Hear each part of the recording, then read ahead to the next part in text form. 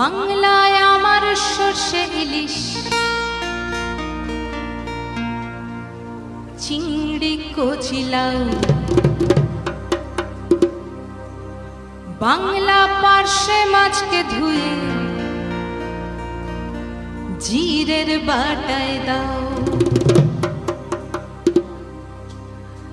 বাংলায় আমার সর্ষে ইলিশ, চিংড়ি কচি লাউ, বাংলা পার্শে মাছকে ধুয়ে জিরের বাটায় দাও।